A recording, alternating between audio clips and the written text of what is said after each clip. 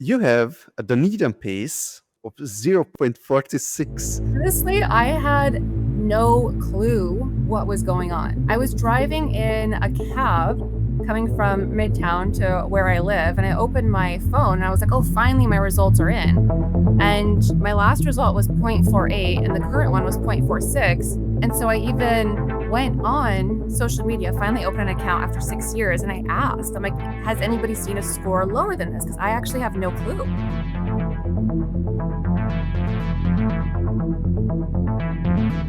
Hey, so I'm from Alberta, Canada.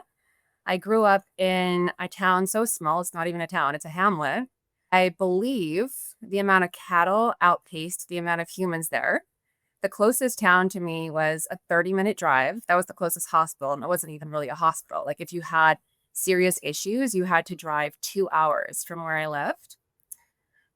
We grew up where my family did fast, we did Lent. I kind of learned through osmosis about supplementation through my mom. I remember vividly the first time she gave me Flintstones vitamins, and I have that taste in my mouth. It's so horrible, but I do remember that vividly as a kid. And so I started supplementation early on. My mom also had her own garden, her own organic garden. And I remember as a kid despising it because we had to dig up the carrots and the potatoes after the ground froze. And so my hands were always frozen and we got all muddy and everything. But eventually, you learn to have gratitude for those times and for what you learned. From there, I moved to the Pacific Northwest. And as a lot of people know, there is more leniency in terms of naturopathy there. And I tried different modalities, and I tried things like chelation therapy to rid me of heavy metals. And from there, I learned that you cannot solely just take chelating out, because in the chelation therapy, you'll have a binder like activated charcoal, and it'll bind to good things as well as bad things. So I became anemic, and so it's like, oh no, now I need to take iron. And so it was this whole trial and error process in terms of optimizing my health. And from there, I just tried to learn more and more. How old are you? Okay, so since you're new, let me tell you that it's okay to ask this question in the longevity space, even from women, because it's a it's a meaningless number. It's just for normies who are not into longevity. What's your chronological age?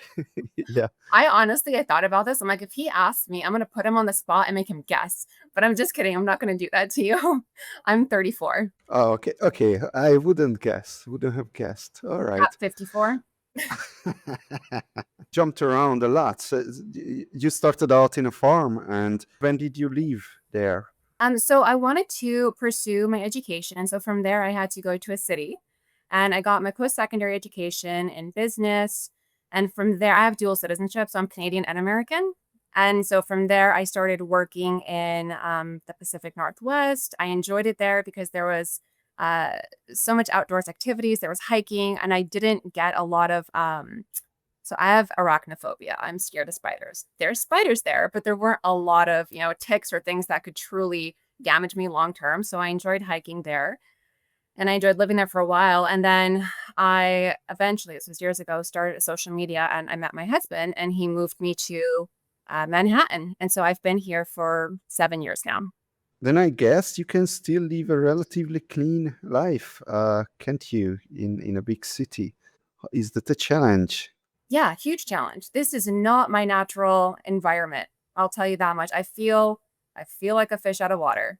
I don't know. There's so many environmental factors that, bother me. And so I've just tried to create my own environment within my apartment that's clean, because you can only do, what you can do, I guess. And we have, a small What can you do? HEPA filters. So I have, things to clean my air. I have air quality index readers. If anything is above a certain number, I won't step out. Yeah, then I'll try and eat healthy as best as I possibly can. During the summer now, we have these Sunday markets where I'll get organic food from there. When I step out to some of our real estate projects, like when I have to drive out, it's in a different state, I'll try and get groceries there. And then I also just study and try and optimize my supplementation protocol here. And I also try to hit the gym only 3 times a week because then I'm in an environment where there's a lot of other individuals and it's really jam-packed. And I get really concerned about like, workout classes where you might get sick. And I don't want to affect my health that way. And so I'll try and work out in my own room. For now, tell me, how did you get into the Rejuvenation Olympics? Where did you even learn about it? Or you have like a group of people you're doing it together with? I think the first person I listened to in terms of the longevity movement was David Sinclair. And I became interested and I was like, oh, okay, so let's try these things out. And from there, I learned about NOVOS and I saw that they were doing testing with methylation via True Diagnostics. And then from there, I learned about Bryan Johnson and his Rejuvenation Olympics. And so I started testing through True Diagnostics just to see what my baseline was at the time. My first baseline was 0.69. That was about 2 years ago. And I've just tried to optimize ever since. What have you done so far? You created an Instagram account. Have you talked to other people, or you're just completely separated in an island so far?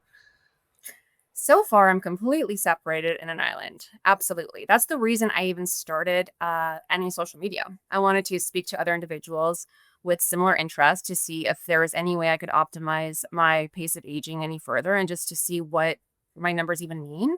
I haven't been able to speak about my stack to anybody, my protocol. There have been people like, because I have like barely any followers. I just started asking what my protocol is, but I'm like, no, I need to optimize mine. You know what I mean? Mine's not even perfect yet. Tell me about your day. So I wake up, our room has complete blackout shades, so we literally cannot see anything. And then I immediately, first thing is look at my Oura, try and see my sleep score to see if there's anything I should be changing, to see if potentially my diet, affected my sleep the night before, check my heart rate and see also if I have any metrics showing that I might be ill or whatever, because that will also tell me how to supplement for the day. And then I don't use an alarm clock. Usually, and this is probably why I don't use an alarm clock, usually I have my cat, I have a huge cat, bust through the door. And I mean, we have 12-foot high ceilings, right? So our doors have to, match this huge height. They are hard to open. He will somehow bust through because he's so desperate to come in and massage my pillow. That's how I wake up. From there, I wake up, I feed him, I feed, his brother, right? We have 2 cats, feed his brother, and then I will immediately supplement. And this is kind of controversial. A lot of people are like, oh, do you fast? Not really. I immediately supplement. And I have like for my fat solubles, I'll have like nuts. Lately, it's been a Kind bar, just to ensure that I have proper absorption. From there, I will either I'll throw on my sneakers.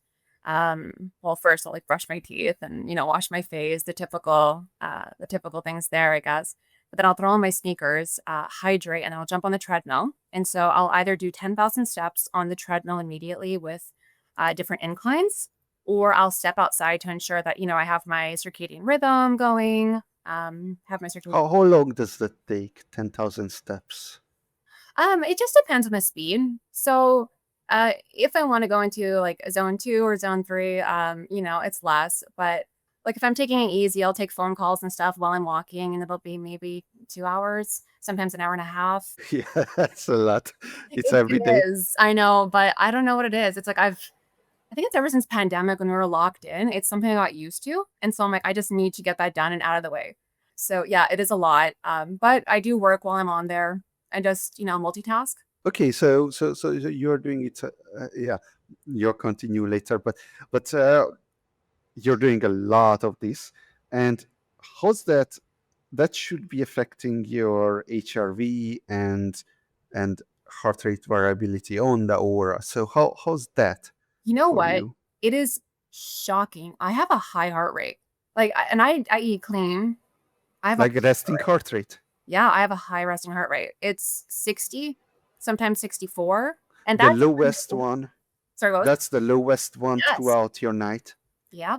Uh-huh. And it's the strangest thing. And it might be, I don't know, maybe I have high LDL cholesterol and I've had it like forever. I could do anything and it will not go away. It's just in a higher range. And so it might be because of that. I'm not sure.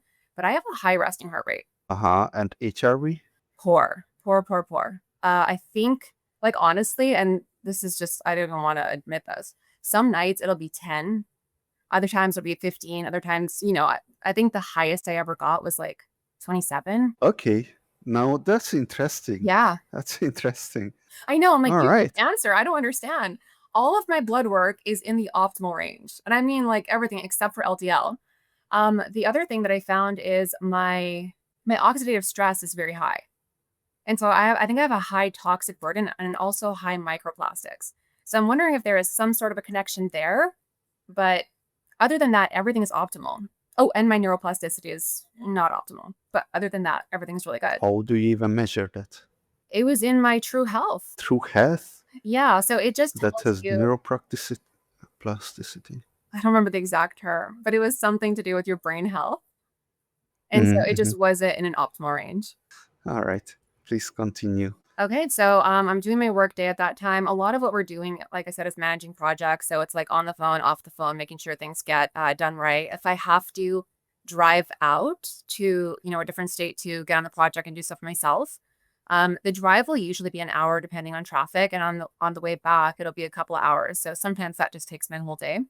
From there, I will do red light therapy. We have a proper red light therapy machine and infrared.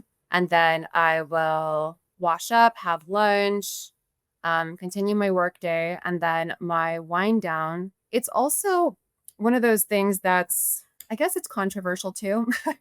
I don't do those red lights. I don't know what it is, but a lot of people are like, oh, I have like a red light filter on my TV, or I have red light glasses, or I'll change my light bulbs to red ones. For some reason, that feels oppressive to me, and I cannot handle it. Like, I need real color. And so I don't wind down that way. I'll have dinner lately. It's been around 6:30 to 7:30 p.m. And then I'm in bed by 9:30. How's your aura scores? Usually they're about 90. Okay. A couple nights during the summer, especially, it'll get lower, like 86. And that's because we have so much humidity out here, which I didn't know. When I moved here, I didn't realize Manhattan is an island and there is a lot of humidity. And so I have a dehumidifier in my room to try and combat that. However, even if it's on and going at full speed, it heats up the room. Oh, yeah. Yeah. Okay, that's good. And how long do you sleep, since we are at sleep scores? I have been lucky again to be able to test this in the past 6 months, where I didn't have to use an alarm clock and just to see naturally when my body would wake up, etc. And it tends to be summer months, again, just because of the humidity, it's 6.5 to 7 hours. But when my room is optimal, it'll be 8 hours, like a perfect, I'll wake up and it's 8 hours on the dot. Oh, yeah. Yeah, that's nice. Okay, you started talking a little bit about your nutrition, but can you give us a bit better overview of how you're nutritioning? Single ingredient foods. So if I'm going to have lunch, I'll have, like for my protein, I'll have egg whites. I try and avoid dairy as much as I can, but I'll have egg whites. Sometimes I'll have fermented foods like kimchi, but I have to be very careful with that because there's a lot of high sodium in that. And then I'll have spinach. So literally I'll just cook a bag of spinach down and have it with my egg white, almost like an omelet. Yeah. So it's just foods or ingredients that I could see. So in a kind bar, I could see every single one of those nuts. It's not processed. It's processed, but it's not processed. You know what I mean? And in addition to that, my parents will freeze dry things that they grow in the garden. And so my mom has actually freeze dried asparagus recently and sent me like 7 bags of freeze dried asparagus. And so, I'll snack on that, or fruits, vegetables. Honestly, anything that I could grab that's a single ingredient food is usually what I opt for. So in terms of nutrition, yeah, basically I've just been trying to do plant-based diets. As I grew up, we did Lent. And during Lent, we would remove meat from our diet. We would remove dairy from our diet. And so it's kind of like a natural thing, maybe through osmosis, that I learned this. But it's just what I've done. And I've also noticed that I feel better and my mind feels clearer when I have a plant-based diet. So I think maybe that's just the reason I naturally went that route. Okay, what about supplements? What do you take? Okay, so I have to take the Oh, second that's hour. starting out well. It's gonna be long. Oh my God, absolutely is. And it's something where I know I'm going to miss a few items. So I will take full multivitamin just for like my micronutrients because, I need like a baseline micronutrients, but I'll have it Of optimized. course. Yeah, right. And so I have it optimized for women, meaning it has iron in there because women have more of a tendency to become anemic. And then I'll have CoQ10, omega 3s. I'll have and I'll usually have that with they're fat soluble, so I'll have it with a bar to ensure that it absorbs. And then I'll have just trying to think what else. NR, NMN. They're Both of them at the same time? no, this I'll have them like every other week. I'll just try something different to try and see what I can optimize, and I'll do it from test to test. And so they're just things that Ah. I've tried. But as a sub, Oh, okay. Sorry. If you're doing it from test to test, yeah. this is a logistical problem here because you order some and you just throw out half the butter, uh, half Yeah. of it, or So what I'll do is I'll do trial and error. Like I'll see if my body responds to something. I'll try it for 2 months. That's what I've done for my last 3 tests. I'll try something for 2 months and see if it works. And I found that NR did help me. And then the next test I took, NMN has helped me as well. And so now I'm in a process where I have to try and figure out exactly which one worked better, but I'm kind of stuck in limbo. So those are things that I've been testing, but it's not necessarily, I don't take them both. And then I the see, other I see. the other thing too is Senolytics. I don't know fully if you could microdose or not, but I at least did not understand initially that I couldn't take it every day. It's something that you took like a couple days, in 1 month. And so that I had to optimize to and that I had to learn. Tell me about Senolytics because that's one of the things that's my allergy stack. In fact, the main thing that my allergy stack relies on, which is quercetin. So, Yeah. what should I know about Senolytics? So apparently, it's not something that you should be taking every day. I literally just read about this recently. Senolytics is just something that removes the zombie cells. So it removes the cells that are slowing down, your system basically. And it's not Yeah, helping it. get old and broken cells, sure. I Oh, think we are both of us somewhat young to be start taking senolytics, but later on we'll definitely have to look into those because you cannot avoid not clearing out our senescence cells, whatever that means. yeah, exactly. But I could. So if it does help, I printed off a list just in case I forget, read it, like exactly what I take now. But these are all things that I've tested. Uh-huh. Will that help? Yes, let's continue, and then I keep interrupting you. Okay.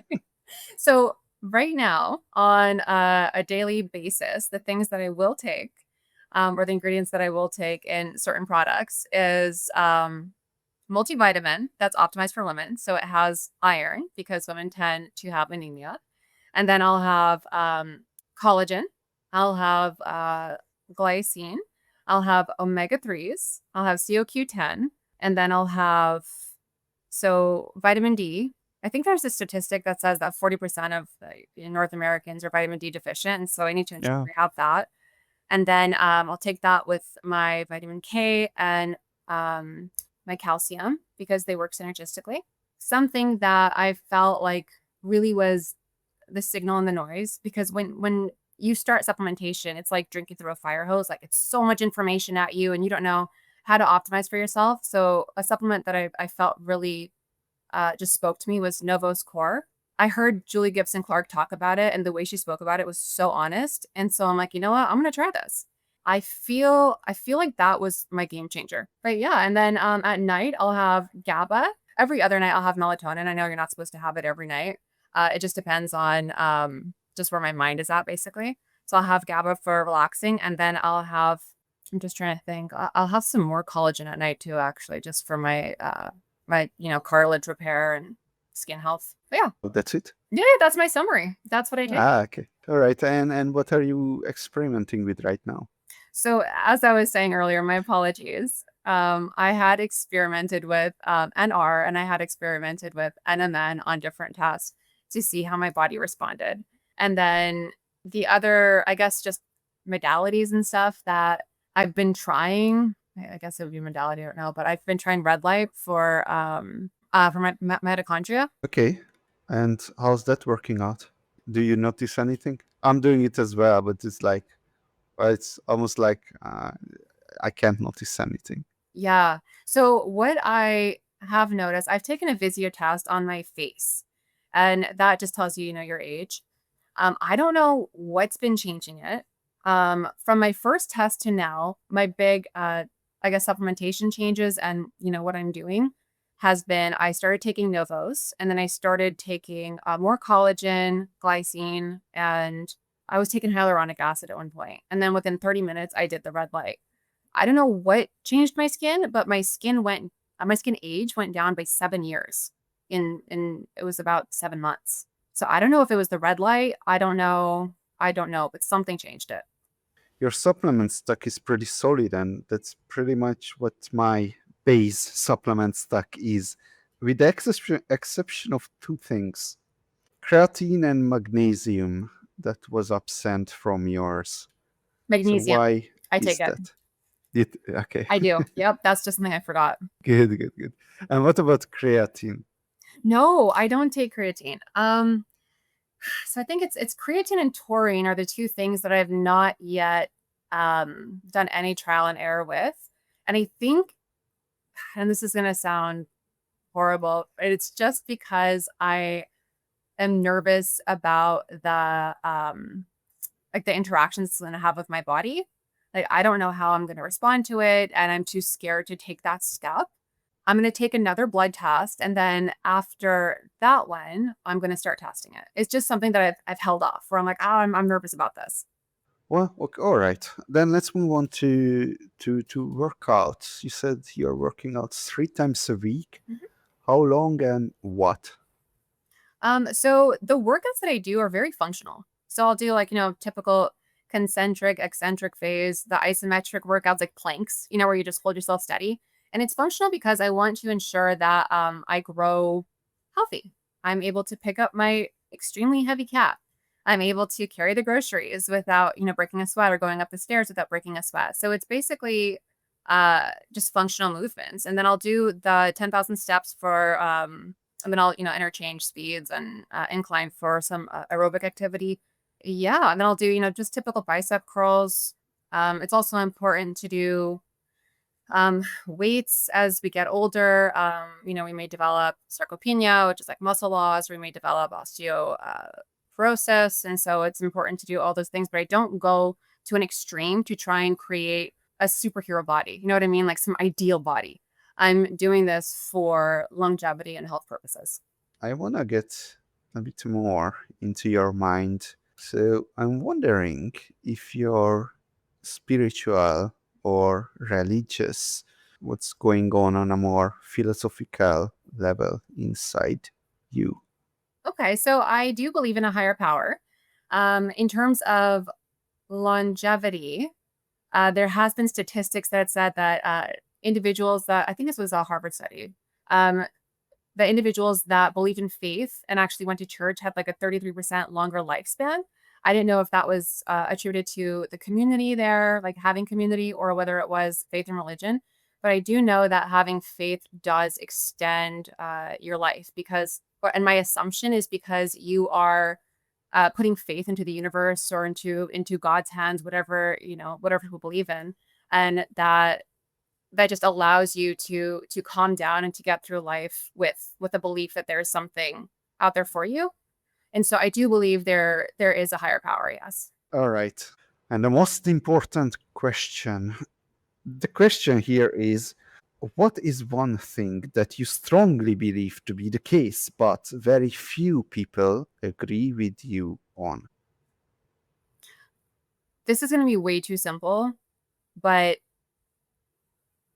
longevity seems to be a pretty black and white subject when you look at it. If you simplify everything, the process should be fairly simple. It's, get your blood work, supplement for your blood work, eat properly, work out, just move a little, and sleep properly, and lower your stress. Like and then that sounds like, oh, everybody should believe that, but a lot of people don't believe that this process is that. I think that there is something within the biohacking term and umbrella that gives people, pause for concern for whatever reason. But yeah, that's probably what I'd say. It's easier than you might think, is what I'm saying.